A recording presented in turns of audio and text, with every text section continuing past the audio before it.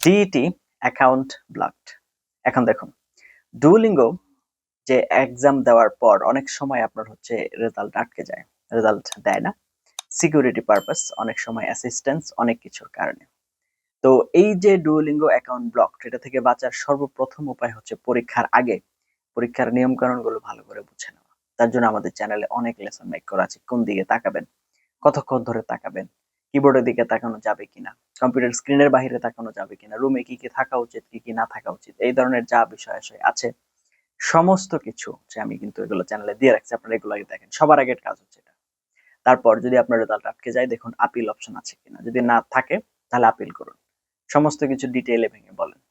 Appeal option যদি চলে যায় তাহলে হচ্ছে ডুওলিঙ্গো অফিসিয়াল ওয়েবসাইটের যে মেইল আছে ওদের সাপোর্ট টিমের, ডুওলিঙ্গোর যে অফিসিয়াল মেইল, সেখানে মেইল করুন আপনার সমস্ত ডিটেইলিং সহ। তো এরপরেও যদি না হয় তাহলে আপনাকে কিছুদিন অপেক্ষা করতে হবে, 3 থেকে 6 মাস পর। মানে আপনি যখন পরীক্ষা দিয়েছেন, ব্লক করে দিয়েছে, তারপর আবার মেইল করতে হবে। যদি সবকিছু ঠিকঠাক থাকে তাহলে হয়তো আপনাকে আবার রিওপেন করে দেওয়া হবে। এ ধরনের আরো অনেক ইনফরমেটিভ পাওয়ার জন্য দয়া করে চ্যানেলটি সাবস্ক্রাইব করে পাশে থাকতে ভুলবেন না।